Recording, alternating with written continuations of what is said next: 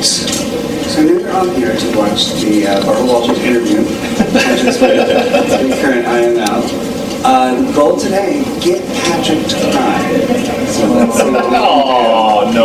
to dig in deep and see if there's any feelings there somewhere below the surface. Fair enough. The rumor in the movie, Patrick, is that you're dead inside. Why is that rumor? I have no soul. You have no soul. You're a robot. Yes. Was that part of the contract? With Satan? Yes. Well, I really meant more with Chuck, but... I don't think... Is there a contract? There's no contract. It's just a handshake and a dream. It's a handshake and there you, off you go. When you enter, you fill in the what's your contestant form. It doesn't say anything you say. The contestant form is ridiculous in that, I mean, some of you guys know contestants. You have to like agonize over every character. Like the letter A, it's like 140 characters. It's like writing a tweet. It's like tweeting multiple times for the application. And it's very broad. What are your hobbies? What have you done in the community? What are your club memberships? That's pretty much it. And realistically, how important do you think that filling that in was the... Well, I mean, you told me it's incredibly important. You helped me out on it. It is, I mean, when the judges only have, when they have over 50 contestants, and that is all they have to go on for the interview, because a lot of times they haven't met the person, and I know this now coming into judging, it is extremely important. Let's start at the very beginning. From what I've been told, it's a very good place to start.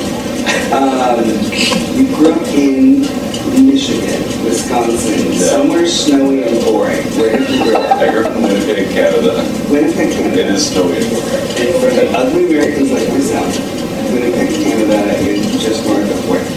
Just north of Minnesota. Just north of Minnesota. About an hour north of the border. And it was a big town? It was a small town? It's about 800,000 people, so medium-sized city. Yeah. And so you were a kid, scrawny, fat, I was scrawny. I was extremely scrawny. Growing up in high school, I was, it takes a lot. I eat a lot to, like, put on any sort of muscle. It's crazy. My audience friends me crying tears. It's hard to speak for you. It's hard to be skinny. With Yeah, no. It seems to. So I've heard. Only child? Yes. And I mean, you know me. I know. Who, mom and dad? Yeah. Grew up with my parents. They got divorced when I was fairly young, but It was three. I was three. And argue 3 is more than fairly young. okay, I was young. Because you can't think back to time of living in the same house and No. But it was great. They stayed friends. They're still friends to this day. Dad comes to our family dinners and things like that. So they both both live in Winnipeg still. Yes. How was it joint custody? Did you go back and forth? It was joint custody. Yeah. Yes. You small Yeah, it was fine. It worked out fine. I was with my dad's, or I was with my dad every other weekend. It was good. It was a good life. And yet, your mom's pretty infamous. She is. I think she's more infamous than I am. In a very good way. And yet, you don't talk a lot about your dad. Yeah, I think it's just different. I have a great relationship with my dad. But my mom, when I dive into something or I undertake something, it's been like this my whole life. She is there at my side 100% all the time. I told her that I was going through these contests, and she said, she wasn't at Mr. LA, but she said, if you go to IML, I want to be there. And my dad knows about everything, he's cheering me on and everything like that, but my mom has just always been the type of really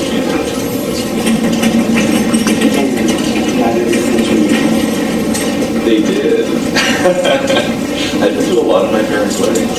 Oh, multiple times. Yes, and they're both now single again. So,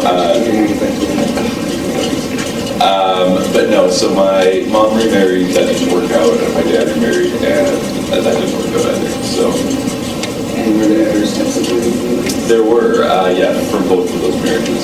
So on my dad's side, I was the middle child. On my mom's side, I was the youngest. By far, the kids were a lot older. So what happened the only time too, when I was in your class and it was awful? No, I'm very down to earth. I'm very adaptable. Gosh, that is what's so funny. It's like you don't understand the things we're doing. You say them as though we are shared humanity, and yet I'm very gracious and adaptable. So being thrown in as the middle child, I did just fine. but I just needed better from the time. Well, they were even there, so of course. But no, it was good. It was a good family structure. I got along very well with my stepsiblings. So growing up as a scrawny loser, did you play any sports? Did you do any activities? What was Patrick's major in fifth grade like? Fifth grade, so I was still playing sports in fifth grade. I played, what did I play? I played, soccer is huge in Winnipeg, so I played outdoor soccer in the summertime. Again, you say that as though everyone knows. I do know soccer is so huge in Winnipeg. Winnipegian soccer. Yeah. Especially in the winter, right? Yeah, no, I was just getting to that. So we did outdoor soccer in summertime and indoor soccer in wintertime. I played hockey for I think 1 year, but indoor soccer was my thing. Then I hit high school. I was a total nerd. I didn't play any sports. I was in the IB program, which is for smart people, the advanced program. It's the International Baccalaureate program. So, a lot of scrawny nerds like me. And I was in a high school of about, students were there, like 2,000 students, and there were 150 of us in the IB program, all super nerds. And they even segregated us so much. Not only were we separated for math and science and English, they also separated us for gym class. Well, clearly. Because we, of course, we couldn't compete with the other kids in gym class. So, I went from being like average, slightly below average athletic to IB gym, where all of a sudden I was the jock, and it was fantastic. Well, yes, it's in the land of the blind. We might made escape. So that's where you started to get a lot of kids grow up with low self-esteem. Do you feel like that's where you started to plant the seeds of this incredibly high self-esteem for no apparent reason? Congratulations, you're the king of the nerds. Thank you, I was, yeah. Yeah, I've never really had self-esteem issues. I mean, I guess everybody does in high school, but, I was like, I'm going to do okay. He's a smart guy. He's joking. You're always. No, I was always skinny. And when I did, actually. I did. You sound pretty skinny. Yeah, I was a crazy boy. I went on Accutane, which is like that experimental medication that now you can't get anymore. They're like shuts off. Yeah, the it's oil. fortified.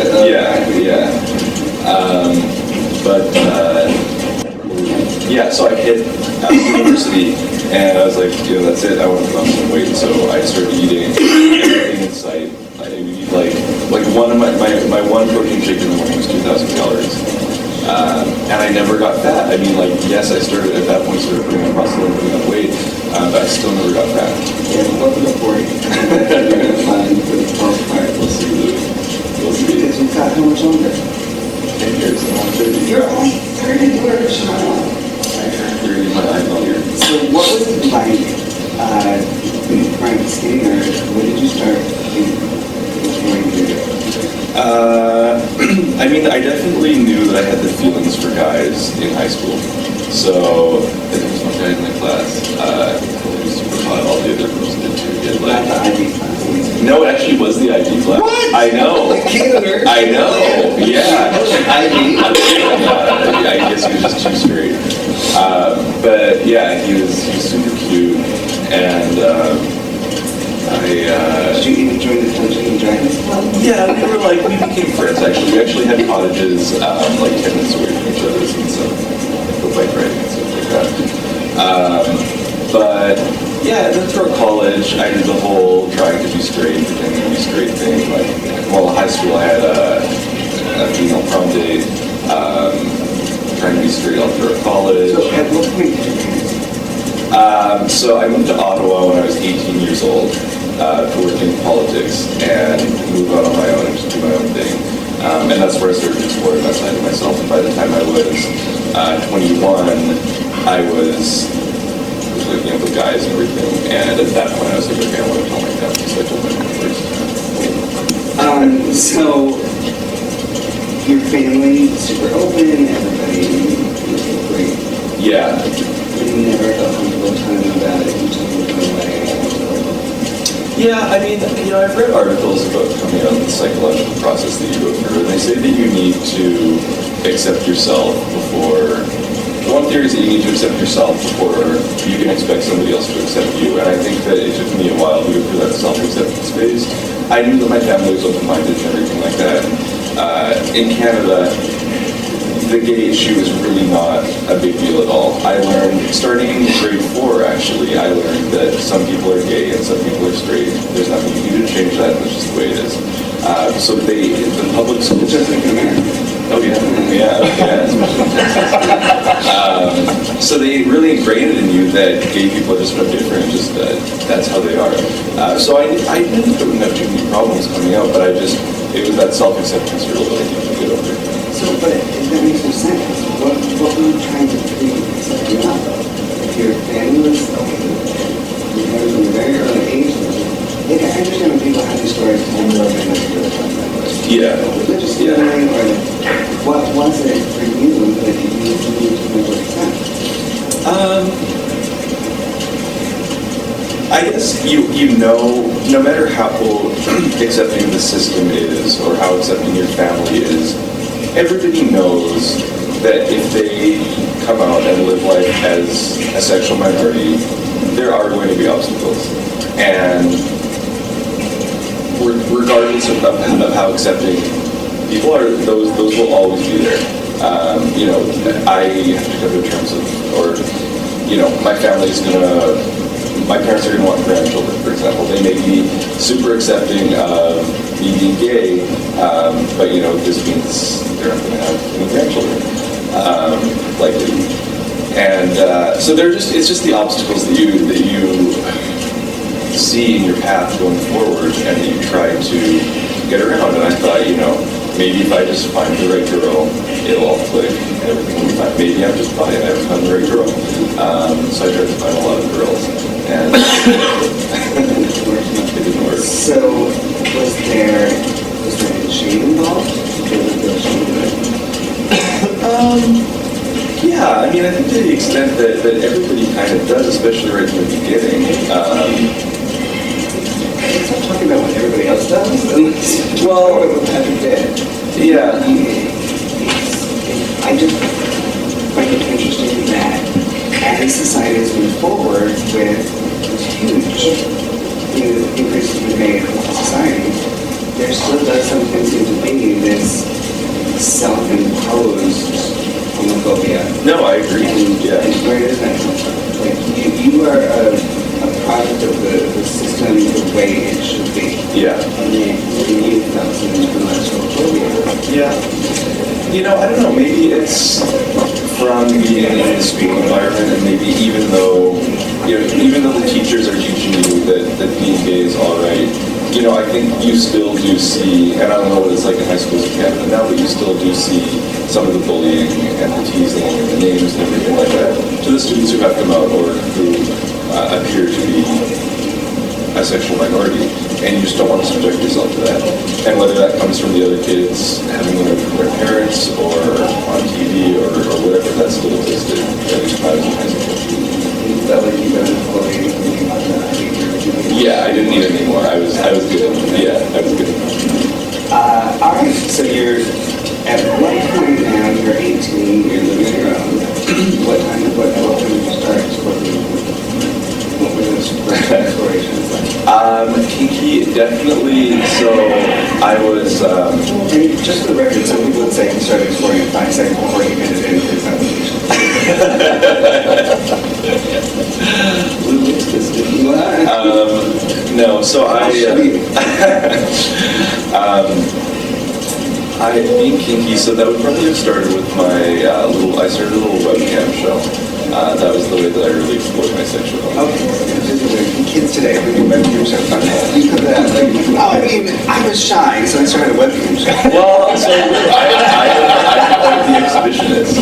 So one of the things that you like, Yeah, I'm an exhibitionist. So you're 18 and you started webcam. I was 19 at that point. I mean, it started off just like starting to talk on my own, just like a lot, everything like that. Eventually, I get a little bit adventurous on this website, where you can go on camera with guys. Some really fun guys there. And so that's where I really started exploring the exhibitionist side of myself, and it all sort of flowed from there. So what were you doing? I would do everything. I mean, so at that time in my life, I was super submissive, so I would do almost anything the other guy told me to do, which was such a turn on for me. It was super hot. And what makes you think your lessons?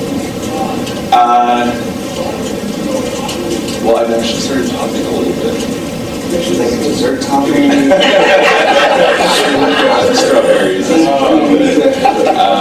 who would have thought Patrick became somewhat of a top in Again, it's like saying you're so pregnant. What does that even mean? You had sex with one guy. I'm versatile now, Lou, okay? You, again, define your term. What does you're somewhat of a top? I'm versatile now. I enjoy fucking guys. And that is a big admission for you. Well, you should have seen me a few years ago. No. No. What was it? One guy was hot enough that you were like, okay, great, let's just do it. Yeah, actually, it kind of was like that. So I was in Palm Springs for a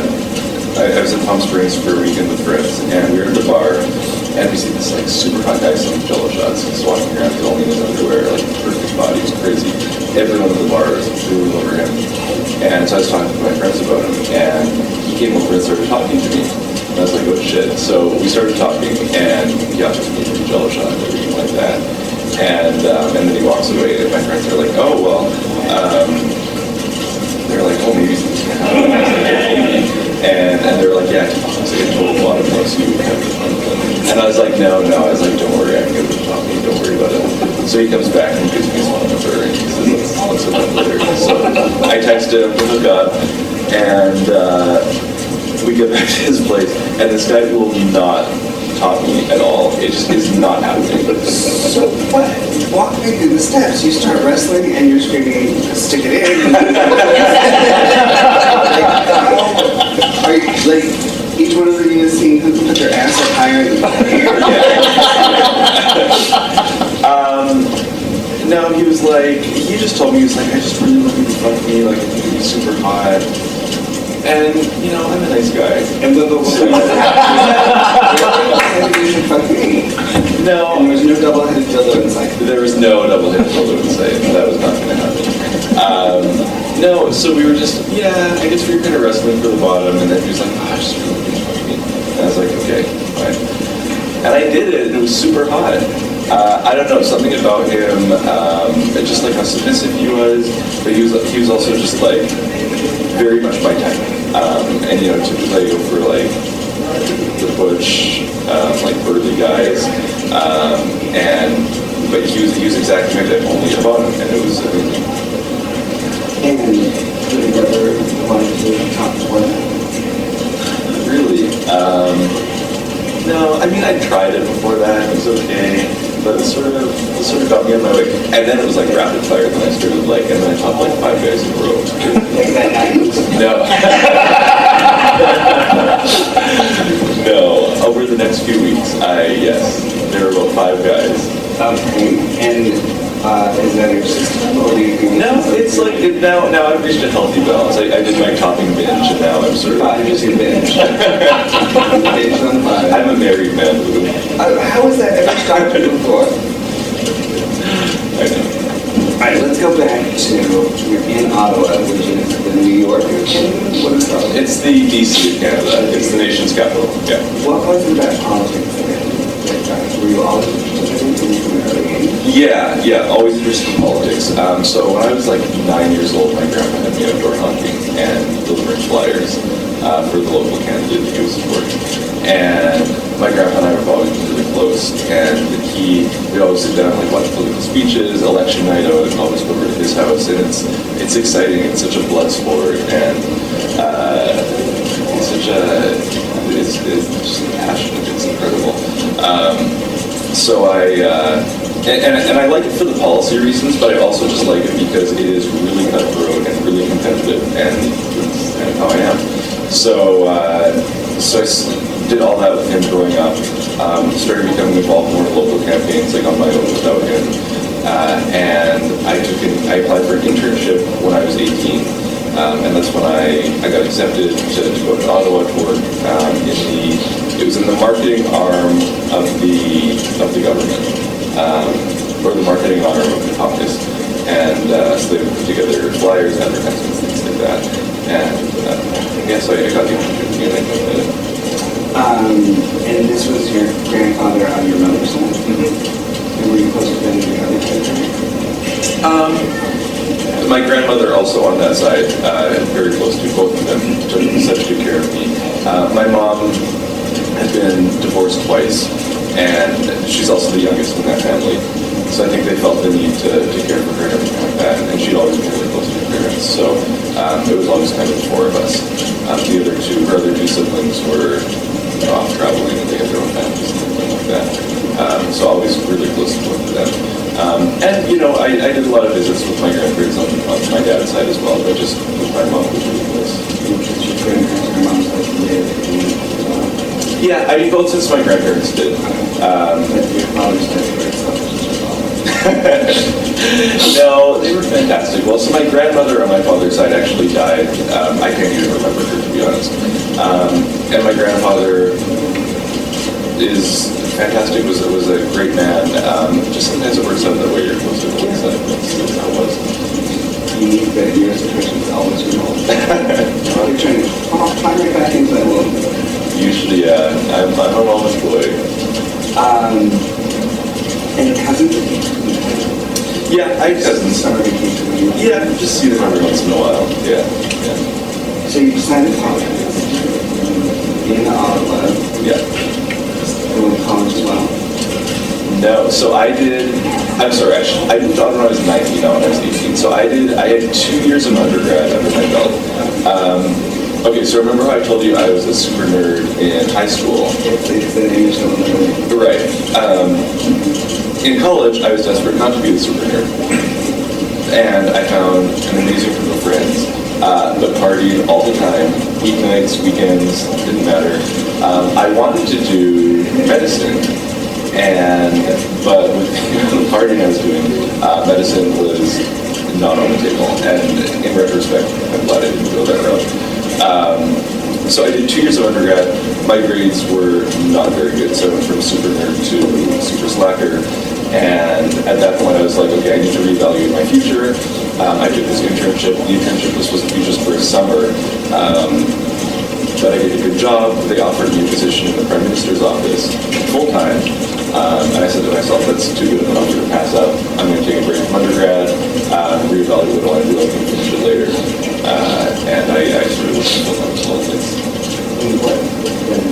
So I was full-time. I was assistant to the chief of staff in the Prime Minister's office. So super amazing opportunity. I kind of all his correspondence. I saw every briefing of what they came across his desk. I learned so much about how government works, foreign policy, everything like that. It was crazy.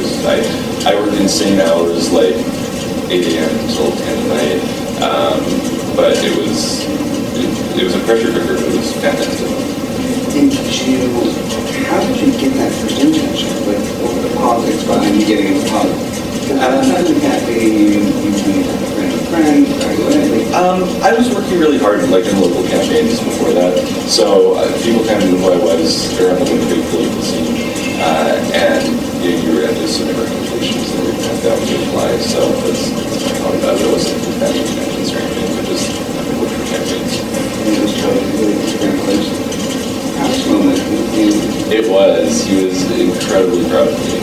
And especially when I was working in the Prime Minister's office, they my grandparents came to visit me. We went for it was like 9 o'clock at night or something, and we went for a tour of the Prime Minister's office building, and nobody was there. And I took them all over the place. I had the kid right to the Prime Minister's office, like his little office where he works, and it was a really nice moment for them.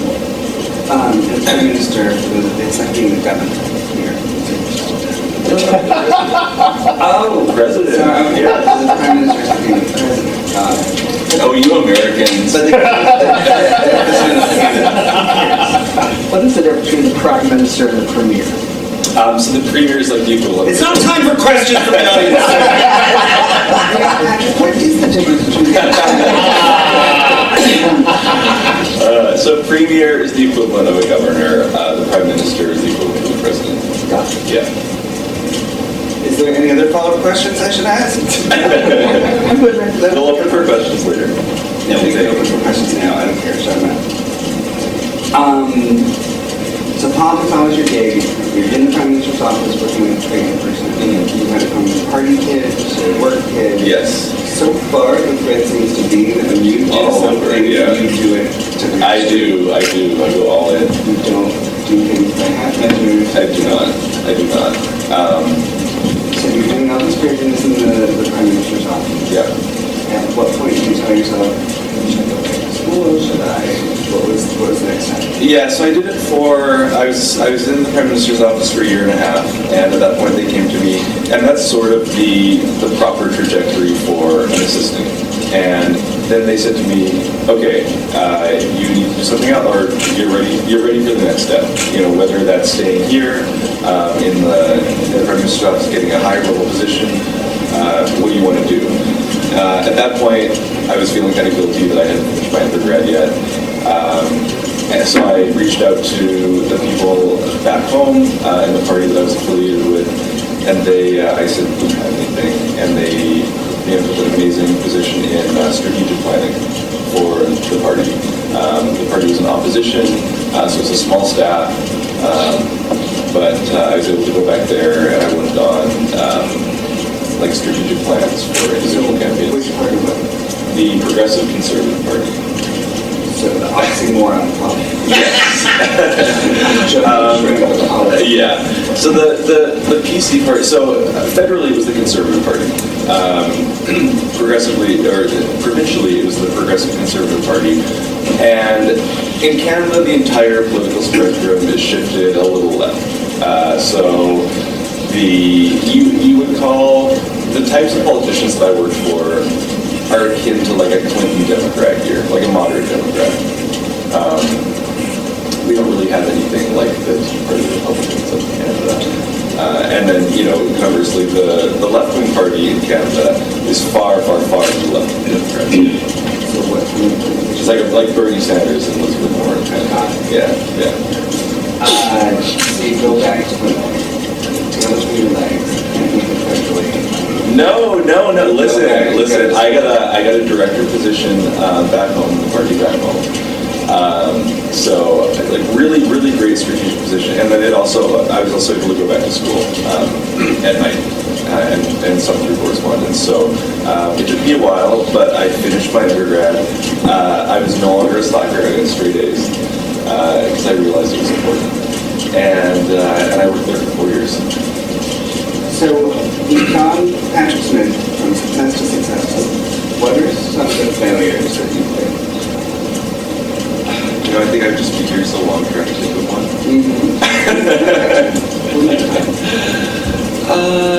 Failures? I mean, I've been very fortunate in my professional career. I've never had any failures.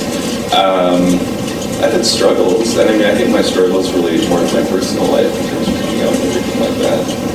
So while you are in Ottawa doing Prime Minister, what do you think about your profession? So I didn't come out publicly in my professional life until I got back to Winnipeg. So in Ottawa, I would meet guys and everything like that, which was great. I did come out to my mom when I was living in Ottawa, and it was a funny story. I actually didn't plan on doing it.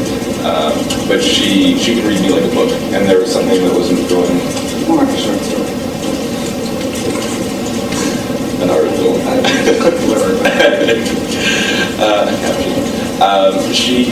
She can read me, and I was going through a bad experience with a guy, and she called me. She knew that something wasn't right. She could hear my voice. I said, no, it's fine, it's fine.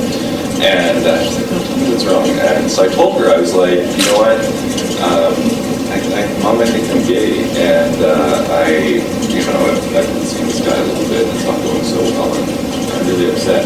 And I felt, coming at your mother over the phone is not the best idea when you're thousands of miles away. It was just like a total shock to her. She did not see that coming. And so, there was a lot of crying and trying to explain things, and I didn't even understand everything myself, so we're figuring it out together. But that was definitely one of the struggles.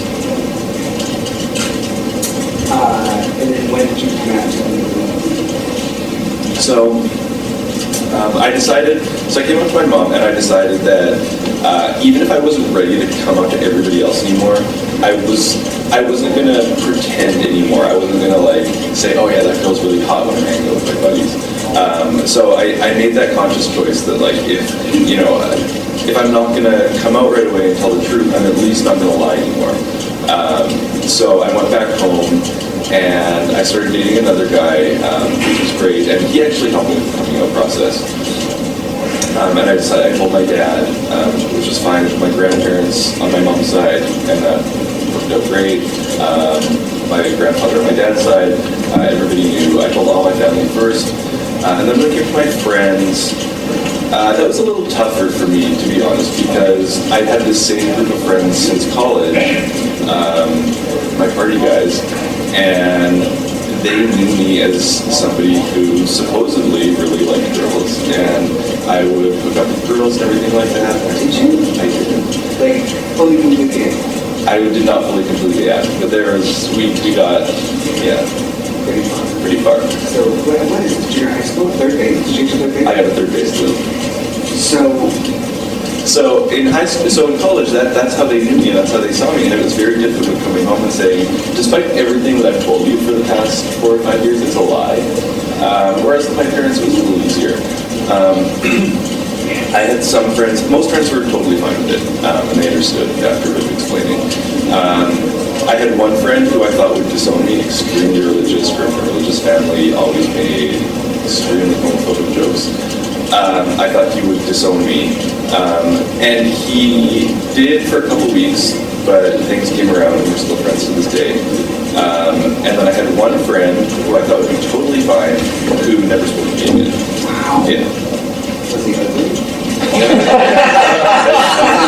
She's actually pretty good looking. Yeah. And what happened to that boy from Ivy College next door, by Greg? I did tell him actually. Yeah. And then he didn't say I am too. I never really. What? Yeah. Son of a bitch. No, but he and I became very good friends over the years, and you do. At least I do. I reached that point with people where I might have been infatuated at first, but then he was the attraction, and he was really good friends. So I told him, and he was really interested. He was fantastic. And then you're back in Yeah. You're still working for your local company. Yes. And then you decide, I'm going to take jobs away from real America. Yeah. 22 As all immigrants. That's the process of all immigrants. So I was so fucking sick of winter and cold, and Winnipeg's I don't know if any of you spent time in Minneapolis in the winter time. It's exactly like that. I was sick of it, and I was done my undergrad, I wanted to get my MBA. I was all about education now. And why are you? Just because it was, I wanted to take a bit of a break from politics and go into something corporate, and then maybe go back into politics later. Exactly. Do a bit of outsourcing and then come back and get beat up for it. Yeah. Well, because you can't outsource and then come back and say, oh, I'm a job creator. Yeah, for Taiwan. Right, yeah. Well, and I work for Disney, who has outsourced employees trained their outgoing people to replace me. So, no, but I wanted to get my MBA. I wanted to do it in the U.S. because I've always wanted to live here my entire life. See, we're talking about all this stuff, and now we find out we've always wanted to live. When did you decide you wanted to Oh, all the time, ever since I was a kid. I've always wanted to live in big cities, metropolitan, a lot going on. It's just where I always wanted to be. Politically, I thought I was a better fit down here. I'm not nearly socialist enough to live in Canada. So I wanted to come down here, and here I am. So at first I was getting my MBA. The strategy was to come to the U.S. Later, like after getting my degree. So you have to write your GMAT when you get to business school. And I needed a 550 to get into the University of Manitoba, and I just thought I'd go to the local MBA program. And so I was like, oh, I can get that 550. And your score pops up on the screen like immediately after you finish the test. I thought I'd done so badly. I was like, oh my God, I'm not going to get into any schools. And I popped up and I got a much better score than 550. And that kind of opened a whole other world for me. All of a sudden, schools were available that wouldn't have been available before that. So I applied to a bunch, including UCLA, which is where I ended up going. And yeah, I've been students here. When did your mom turn out? Yeah, that was a tough conversation. Was it hard to come out to her? That was probably harder. Mom never coming back because she had. I moved out when I was 19, which is a lot younger than a lot of people, at least in Canada. But how far is Winnipeg from Mom? Very far. There's no direct flights. It would be like going from like Minnesota to New York, probably. So she lost me in that period of time. Then she got me back. I mean, I was still living on my own when I came back, but she got me back in Winnipeg, and I was saying maybe again for LA. So she was. Got you back like in a very unhealthy Norman Bates sort of way?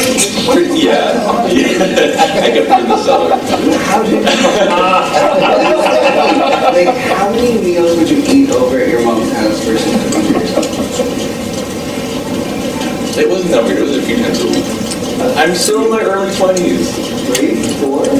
Listen, most people are still living at 3 home. or 4? Most people are still I don't living care at about home. most people. This is not the interview with most people. You would spend 3 to 4 nights a week with your mom eating dinner as she did your laundry? No, I did it all on my own. I was very, I moved back to Winnipeg, I bought a condo, I was very independent. How often during that time did you say you talked to your mom? I talk to mom every day, even now. But how much? For 20 minutes, an hour? Yeah, when I'm driving, I can do half hour. So you're moving down here, your mom is dragging your back, holding your ankle. Yes. Trying to reinsert the umbilical cord. Yes, well, I did promise, and this promise still stands to this day, that when I do get American citizenship, she will retire in LA. Oh, okay. Yeah. So you And that's still the plan. have a long-term plan to Yeah. be together again. Exactly, yes. So you decided you're going to come down to LA. What were the other colleges that you guys were I went to a few others in the South that weren't as good. And then I got rejected from quite a few as well, including Harvard, Columbia, all of those. But UCLA was kind of the sweet spot for me, including in terms of the weather and everything like that. It was where I wanted to be. But I did apply to the University of Manitoba to back up and everything like that. Obviously, there was getting there. But I was like, I just want to take a shot at the really good ones and see what I can get. So as you're preparing to move to the U.S., you're saying by your mom, are you seeing anybody? Yes. I'm engaged at that point. To a man or what? To a man. Okay. So I met Andrew in Winnipeg, and I said to him, I was so stupid. I said, I will let's get married, and this will be I want to show my commitment to you, because I'm leaving. Let's start from the very beginning. Who is this Andrew? So Andrew's the guy that I met at some point back when I was home working for the PC party. We moved in together, it was great, we had a dog. We were together for 3 years before I left, for 3 or 4 years before I left, 3 I think, before I left for LA. And before I left, I don't know. Oh no. So you're living in California. Yeah. Does he know your dream is always going to live in the US? Yeah, he does. And the idea is that, eventually we're going to be there together. So, I go, I propose to him, I tell him that I want to be with him for the rest of my life. And the long distance is really hard. There have been some issues in the relationship that certainly did not get better with the distance. And I had to break it off. Our personalities, we would just fight all the time. There would always be a fight. And you guys know me as well. I'm not a yeller. I'm pretty mellow. But I would, at least once a week, there would be a screaming match. Like, top of our lungs, screaming match. Over nothing. Over, like, the laundry, or who last let the dog out, or something. And it's just, How much time you spend with your mother? no, he and my mom are still really good friends. What? Yeah. Oh, your mom? No. No, they're, yeah. He's dead to you. He's dead to your mom. No, I love Andrew still. But we just had the type of personality where it was like, it just escalates. Like it's one little comment, and then the other person makes a comment, and before you know it, you're screaming at each other. And that continued when I was in LA long distance, and I couldn't. And I went home for Christmas, that very first Christmas, to see him, and nothing had gotten better. Still screaming at each other, and I was just like, I can't do this. I just can't do it. So you moved down to LA in May? August. Yeah, started school in September. And then by the time you went back for Christmas? Yeah. What was that? So you're in LA, a lot of this is hard, a lot of this is hard because you're meeting people down in LA as well. Yeah. I mean, I'm not such a achievement or anything, but We were talking about how you're moving expensive. yeah, there was a little bit of flexibility built into the relationship, which was nice. But just seeing this, just in many ways, not just with guys and dating and things like that, but just in every respect, LA it opens up so many doors. It opens up your eyes to everything that's out there in the world, and it makes everything else back home feel so small. And that's also built in Bigger dicks. bigger dicks. It's all about bigger dicks. What? Actually, yeah, they're really big dicks. I'm assuming most of the guys are good. You're not gonna... So when you broke up with him in the Sky Christmas, there was something else, was there a possibility? Yeah, it was two things. It was, I'd been in LA, it had opened up my eyes to everything else that was out there. So nothing specific, and then just also the fact that I realized that, we haven't seen each other for 3 months, and the minute we do see each other, we're just arguing again. Like, that's unhealthy. So I had to end it. And I wanted, if I was going to end it, I wanted to do it in person. And I didn't want to start the next time I was going to be home was like the next summer. And I didn't want to do that to him. He was helping pay for my school and everything like that. Like, our finances were intermingled and everything like that. And it was just, I needed to do it, make a decision and do it. And then, yeah. And the engagement, so you broke up with the engagement, and then you're back in LA, you're a free man. And what was going on concurrently with your No, so he wasn't into it at all. So I really didn't get to explore my kinky side when I was with, I should say it again. I continued my webcam show even when I was with him, despite him not really being on board with that. I needed an outlet to express that side of myself, and webcamming and being an exhibitionist was my way of doing that. So. Is that really the only thing you explored at that point? I mean, I definitely explored other kinks through the webcam show, like peeing on myself, like making boots for guys, things like that. There were things that I was doing for these guys, just not necessarily in person. But I really couldn't express that side of myself through my relationship with Anna. Since you had a somewhat open relationship, you never explored those things outside of your relationship. No, and in Winnipeg, we did not have an open relationship. When I got to LA, we did, but you know, I was in LA for 3 months. I was busy getting school set up and everything like that. To be honest, I wasn't really paying attention to guys when I was in LA. To guys for the first few months. And you just still do your web friendship with them. I did, yes. Actually, he caught me once, or he was just like on the internet, like jerking off, like clicking around websites and stuff like that. And like all of a sudden, and he didn't like it when I would do this.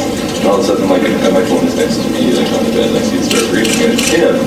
And I just like, I don't pick up. And then he calls me again, and I'm like, oh. So I shut my laptop computer and I pick up, and he's like, what are you doing on the internet? And you can see me.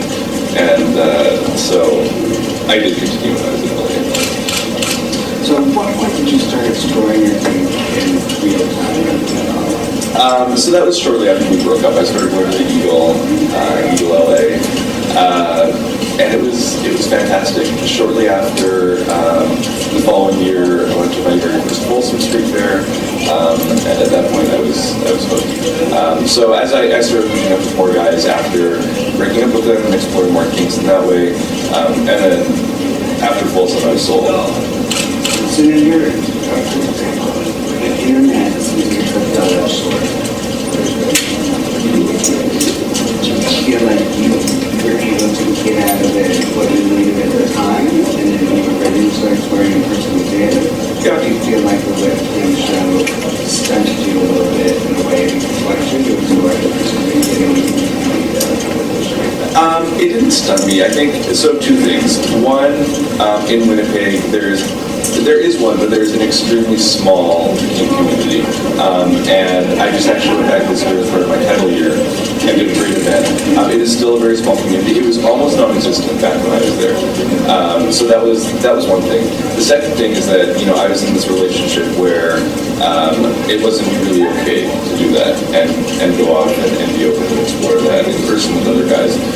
So if anything, the internet gave me an outlet so that I didn't go crazy. So you're in LA, you've been to the MBA, you're working with Real, you decided you want to Yeah, so I didn't want to be a title holder. It took me a long time. So I'd been in LA for I think almost 4 years by the time I even entertained the idea of running for a title. And it was my friend Mika who was like, I think you'd be great. Like I'd done some public speaking in school. He was like, it sort of wraps up everything into a package for you. Like you're good at public speaking. I think you're handsome. And at first I said no. I was like, no, I don't want to do it. Like I'm not, I don't want to be a title holder. And he was like, at least go meet with Charlie. Charlie's the owner of the Eagle. And I was like, fine. He wouldn't let go. I was like, fine. I will go and meet with Charlie. So I met with Charlie, and he walked me through exactly, what happens if you win Eagle, you go to Mr. LA. If you win Mr. LA, you go to IML. And I was like, oh, this sounds like we should. So at the end of the conversation, Charlie's like, so you're gonna do it? And I was like, we'll see. I'll let you know. And then the next day, I had a text from Charlie introducing me to like 2 former Mr. Eagles to talk to them and everything like that. And at that point, it was sort of like it was rolling already, and I was like, okay, I'll do it. And here I am. But before your friend talked to you about it, was there anything about the title system you were very well aware of it? I was somewhat aware of it. To be honest, my connection to the leather community was mainly through going to parties and having fun and everything like that. Not to start much. Yeah, it was mainly through those types of events. I'd been to a couple leather contests before, but I was just mainly into meet guys, have sex, have fun, and and just have a good time.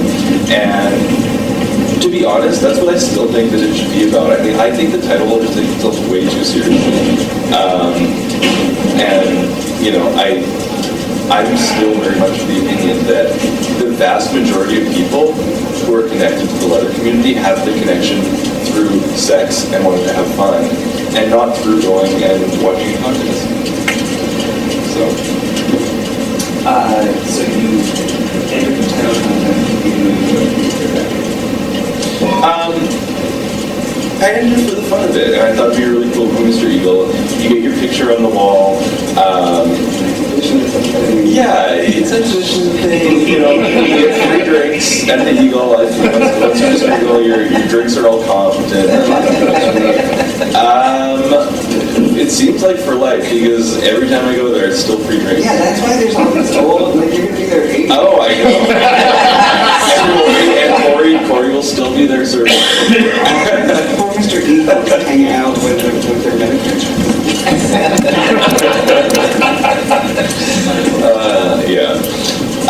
So I just wanted Mr. Eagle. I thought it'd be a really good time, and I did it, and I won. And at that point, things kind of changed for me, and I thought.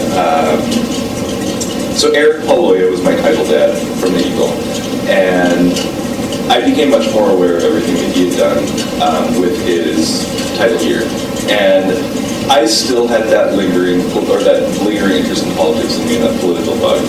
So I saw that Eric had taken his Mr. LA title and taking it into the most serious arenas in terms of advocacy for HIV prevention, free speech, everything like that. And I thought, after I won Mr. Eagle, I thought, you know what, I kind of want to follow in Eric's footsteps with this, and I have the political experience from back home. And I want to kind of make this a political thing as well. So at that point, that's when I decided that I really did want to go as far as I could in the title system and have the biggest platform possible to do something political. And then also your competitive side. Yes, I'm extremely competitive, so. You were like different. Right. And you know what? The competitive side really came out of me because a lot of people were very upset when I won Mr. Eagle. What? Yes. It was a scandalo. I know. I hadn't been around, at least so I always tell people, I have the opinion that the leather community and the title holder community, at least in Los Angeles, are not the same thing. The title holder community is very small, and I wasn't a part of that community. Yes, I was a part of the leather community. I would go to the events at the leather bars. I would, go to Folsom and everything like that. But I was not part of that tight-knit group. And some people were disappointed when I won Mr. Eagle and did not want me to win Mr. LA. And that is, at that point, I was like, fuck them all. I've got to win Mr. LA now. IML, we'll see what happens, but Mr. LA, I've got to do it. So, let's go back to the idea that there's a separate community for title holders versus the leather community. And in your opinion, what does the leather community, who's part of the leather community that's not part of the community? I think that, this is specific to what I had seen at the time, and every city has a different community. So I'm not saying this for all of you, this is not a blanket statement. Oh dear God, we get it. I'm a politician. What is your opinion? I need to caveat everything. So the leather community can be very cliquey, very cliquish, and or the title holder community. And there is a group of people which I consider to be the leather community in LA, which does not frequent the contests and everything like that, and go to all the fundraisers that we have because we're all about raising money and everything. And they just want to have fun, and they want to go to events and drink and have a good time and have really hot sex, and that's it, and that's fine. And that's how the leather community started. That's what it was all about in the beginning, was the sex. It wasn't about going to fundraisers and seeing who could raise the most money and what the auction prices were and everything like that. That's how it all started. So those are the two. There is overlap, yes, but they're not the same. Yeah. So once you became a title holder in LA, you started seeing through different lens, or you're still... No, and I still don't, and I still think that very often title holders, not everybody, but a lot of title holders take themselves way too seriously, and they should really just integrate more. I mean, I'll give you an example. I was in Belgium for their Leather Pride contest, and I showed up. They had all of the contest stuff was during the day, and the party stuff was at night. So I showed up to the party wearing leather pants, my title vest. And that was it. Just like no shirt or anything like that. I just wanted to have a good time. And one of the title holders, who's in full formals, which is fine, whatever you're comfortable in, his sash comes up to me. He goes, you know, in a very, very condescending manner. He goes, you know, I understand. You know, I saw you at the leather bar last night. You were wearing your sash, and that I can understand because there was sex going on there. But why are you wearing your sash tonight? I said, I'm such a dick. I said to him, I think the better question is, why are you wearing your sash tonight? And then he gets all flustered. He was like, well, I mean, like, how do you talk to people? And how do you meet people without the sash? And I was like, well, you just go talk to them.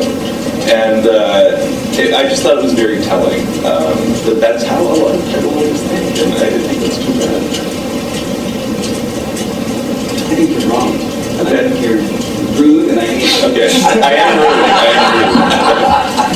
rude. So, you won Mr. LA because everyone told you.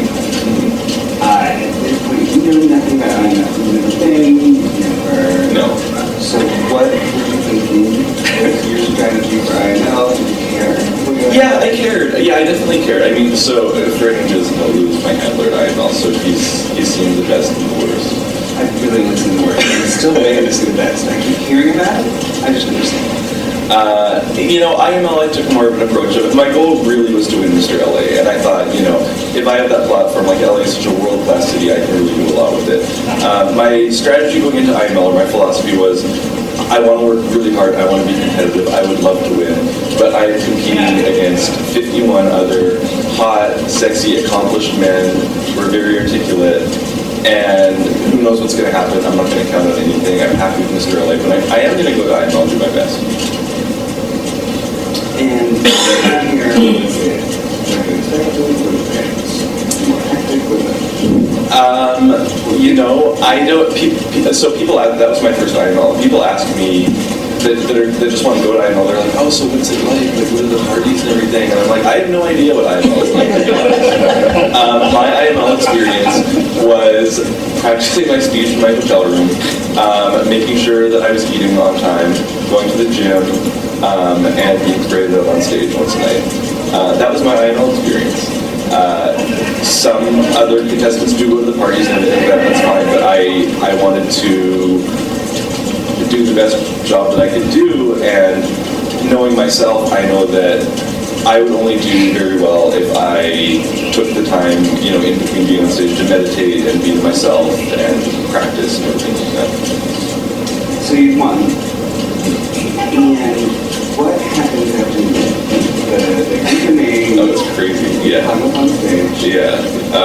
So I just remember standing there and I was holding hands with, I think, Trevor Black and Luis from Chicago. You can't say you remember and then say I think it was. It's either one of you. I was holding hands with two people. There you go. And Chuck Renslow, it's just so weird when it calls your name. It's just, I don't even know what's going through my head. As you're being out to the people, Yeah. did it ever occur to you that the slang? So, you know, as the weekend goes on, I was getting good feedback. I had former IMLs coming up to me telling me, you're looking very competitive, whatever that means.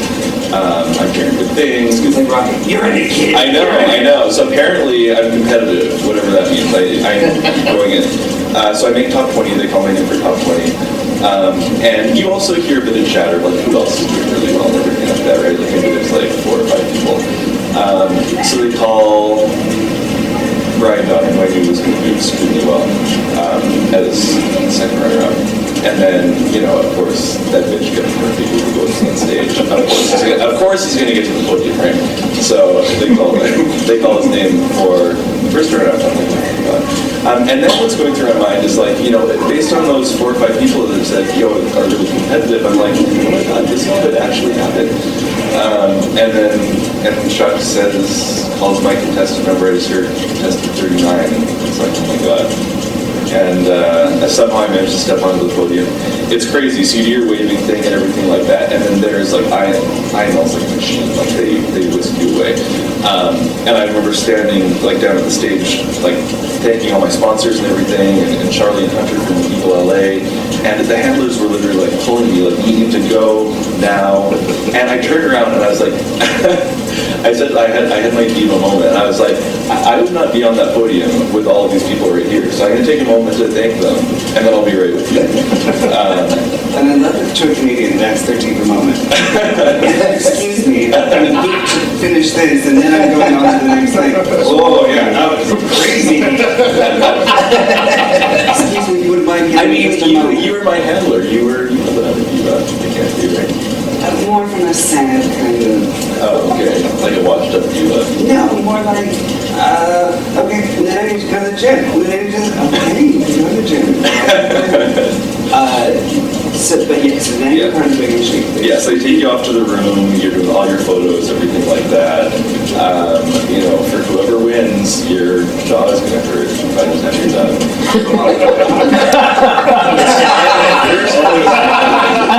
No, from the smiling, and then your muscles are so relaxed that you can do as many blowjobs as you want. It was That's great. not a job. Yeah, it's like your mouth is just hanging. It was great. Yeah, exactly. Well, it was great. So yeah, and then they take you off in the limo and everything like that. They treat you like a king. Oh my God, it's like you're finishing the Hunger Games, right?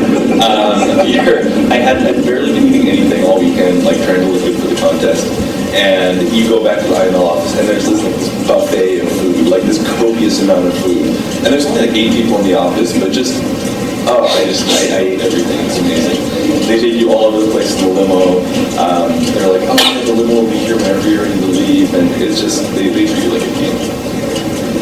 And now for your time here. Yes. In the Eagles, we went to a lot of photo.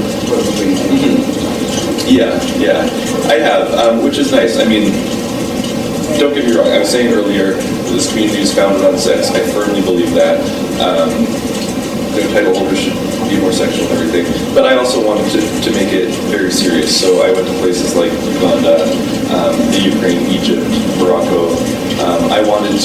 I talked about this in my INL speech, and I wanted to show that yes, we're making progress in the Western world, but in a lot of other places in the world, things are going backwards. And I kind of wanted to shine a light on that. So when I would go to these places, I would identify local activists on the ground there. I would meet with them. I would ask, what they're looking for. Can they accept foreign donations? What can they, what do they want? How do they want the Western world to help? And then my goal was just to come home and talk about it, and do as much interviews and get the word out as much as possible, and also just some fundraising for them. And on top of that, you've been more traditional, just for content. Yeah, I mean, I went all over the country for contests and things. I was in Belgium judging their contest. Obviously MAL, San Francisco. I did the whole thing. But I wanted the title year to be about more than just parties and leather contest weekends. And it's an international title, and I wanted to do some international moving. About how many weekends out of the year would you say you go? I counted 33. 33 of the 52. So, over 100,000 miles. Yeah. So you've got a lot of miles to Yeah. spend. Yeah.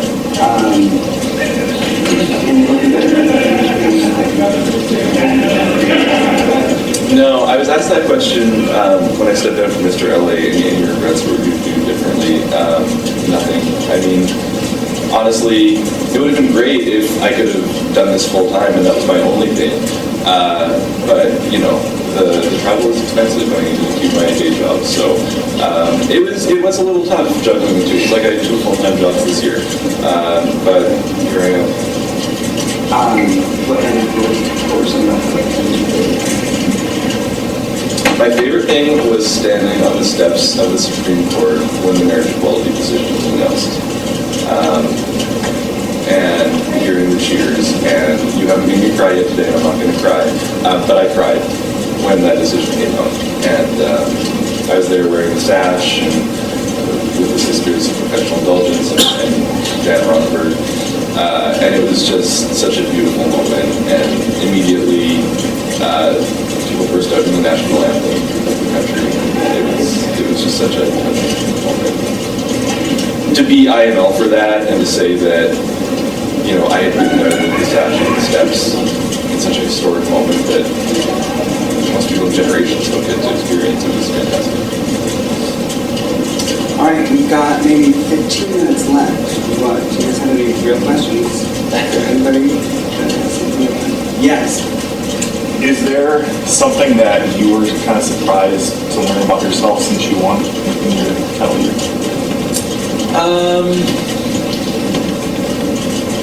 Other than what we covered, that I actually do kind of like talking.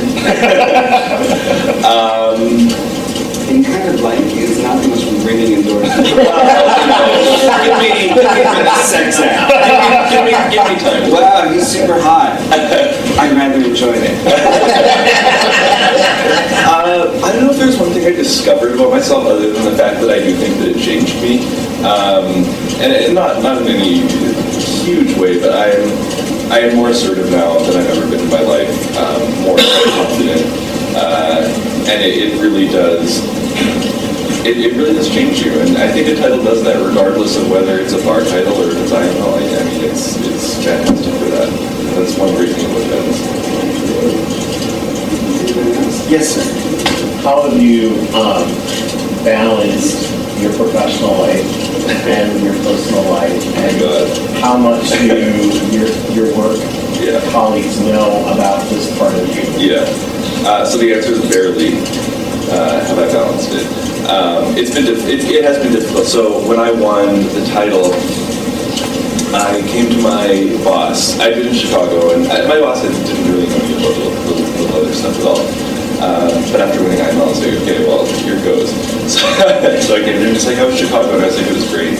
He's like, what were you doing there? I said, I was there for a contest. And he was like, oh, what kind of contest? I said, a leather contest. And of course, he had no idea what that was.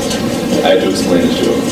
And he's like, okay, cool, so you're just there to watch. And I was like, no, I was competing in it. And he's like, how did you do? And I was like, I won. And he's like, what? And I was like, yes, I told him. As with the entire community. What? I know. So... How did Mr. Iron not win this? I know, exactly. It was trending on Twitter. It's my greatest accomplishment, beating that fucking proposal. I will say, it was the most dramatic rose ceremony in the history of Iron. So I told him, and I said, this requires a lot, it's going to require a lot of travel. And I said, I like it here at Marvel. I want to keep this job. But to be completely honest, I need to do a really good job as IML. And the only way that I can do that is if you let me work remotely while I'm traveling. So what I would do is while I was traveling, typically I would take a red-eye flight to wherever I'm going. And then from the daytimes, or during the daytime in my hotel room, I work away and then do my events at night and over the weekend and then fly back. But it was incredibly difficult. 33 weekends. So, it's a balancing act. But I love them for being so flexible. They're so nice. And to answer your other question, everybody knows that word. I mean, they all think it's so, they think it's amazing. I have my Facebook fan page, and most of my colleagues are fans and commenting on my stuff. They're great. Yes. So we talked a little bit about the kind of title holder community and leather community. You've seen a ton of contests that you right? So I'm kind of curious, what do you think about the relevance of title contests today, and where do you think we're going with title contests? Where are we going to be? I mean, with all these new... That's a great question. Let's take it a little further. Where do you think title holder contests were? Where do you think they are now? And where do you think they're going? Like, what do you think is the point? I mean, I wasn't there. I didn't live through it. I've read about the history of the community. It's anybody's guess. I mean, I think it was a way for people to have fun, to bring people in. I mean, why are there Don't Shoot Me? Why are there drag contests? Why is RuPaul's Drag Race so popular? Everybody loves a contest, right? It brings people in, it brings people together, everybody loves rooting for somebody. So it makes sense. I mean, that's my opinion of how it all got started. Where it is now, honestly, I think there are too many titles. It's a question that very often I ask in interviews and contests, and I ask, are there too many titles? And I don't think one person has said yes. Not one person has answered that question the way I wanted them to answer it. Everybody says no. So why do you think there's too many?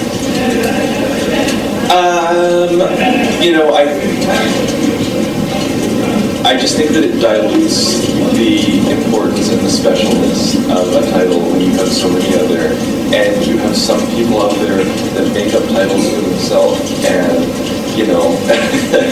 get a sash made, and that's fine. But I just think that there are too many out there, and people joke about it, and it has become a little bit of a joke just how many there are, and it shouldn't be a joke. It should be something very serious and very special.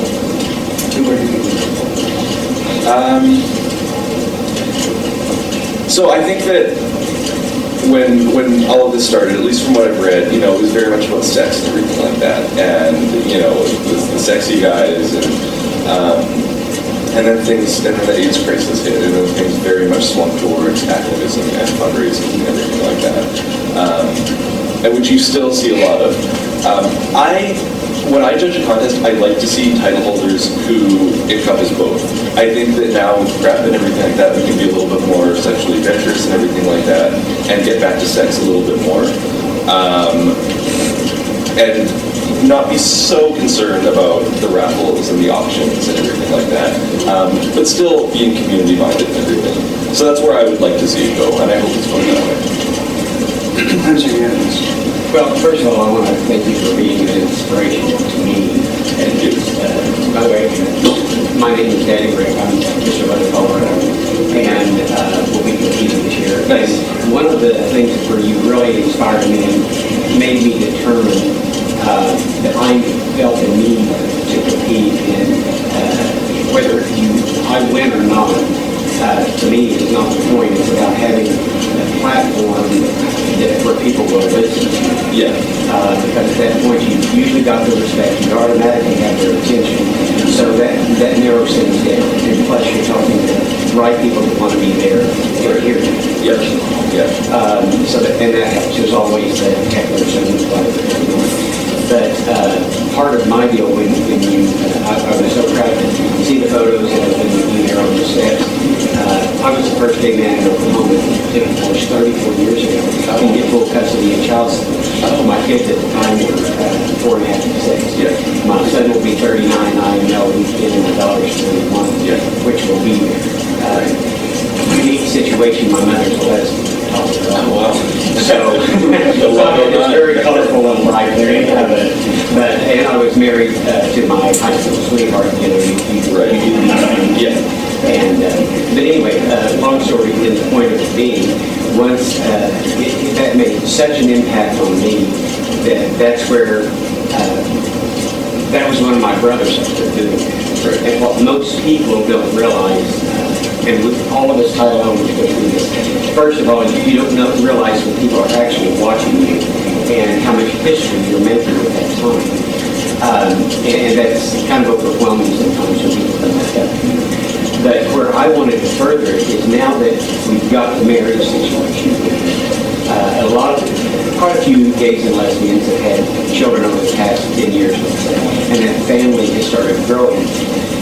But now that we have it, all I'm trying to do is have people be really aware that because it's an area that gay men and women have never been into. Most guys have no idea what the sacrifice really is. Marriage is one thing. Now that we're really married, if you've ever been wiped out from a divorce, hello, it can majorly take its toll, which we're not used to. Same thing with children, it's a lifelong commitment. And my mother and I have been very close. She's not going to be this year. She turns 80 in August. It's not a good health. But, and even my kids have been to all my other kids. They They supported me on an outside level through the board and anything that I've done because I've been a positive, tried to be the best positive role model. And one of the reasons why I want to see people that have inspired me like you, you made a comment that perhaps someday you will have kids. There's arrangements for things like that, as you know, that are incredible that we have that option. And so I really felt the need, and that was that you were the determining factor for me from running. Because I feel like I've lived it, I haven't read a book on it, I haven't studied it, I've lived it, thank God, it's a huge success for me. But I felt the need to go out there, like I said, winning would be way more than I said, okay, but you don't have to win to get your point out, because this is something that affects everybody. And I just want to thank you personally, because like that, sometimes you go along and you never know what little moment makes a huge change in something. Yeah, no, thank you. I mean, that means so much to me. You're absolutely right. You're a title holder. All the title holders here know you get the title and you do the best you can, and you don't know how people are always going to respond to you. But to hear things like that and to have people come up that I don't necessarily know or haven't met before and say, thank you for doing X, that really meant a lot to me. Those are the best moments. So thank you for that. Thank you. Yeah. Yes.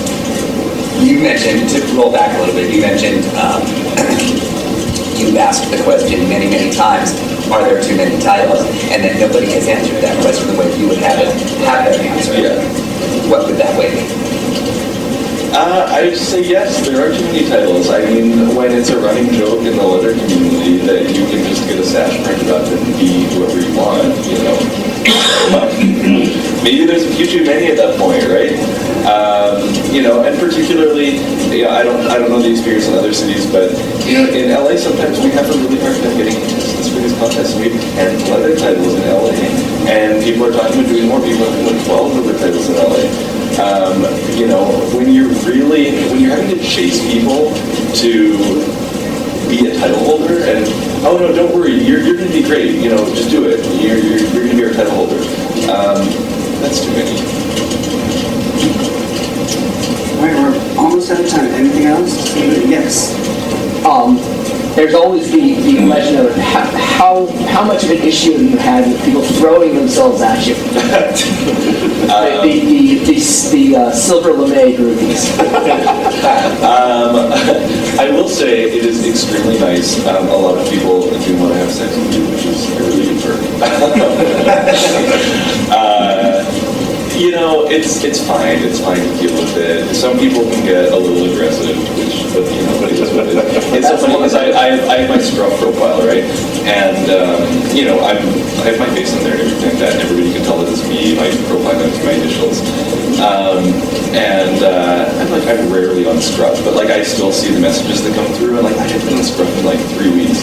And I guess somebody had messaged me, and his last message to me was like, wow, that's rude. Wouldn't have expected no response from you. And I'm like, I don't know. It's just some people can get a little pushier or a little aggressive, but it's fine.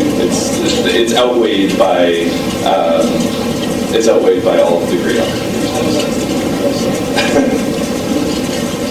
All right, unless there's anything else? I want to thank you for connecting with me. Oh, we don't need to thank him. It's okay. He's not used to having any recognition. I'm fine. All right. Well, I will say my one regret is the coffee that you were crying when you talked about the Supreme Court decision. You did a little misty. Almost. It was right. It was hero. Yeah. Talking about, yeah. Damn it. Yeah. All right. Well, thanks, you guys. Have a great call.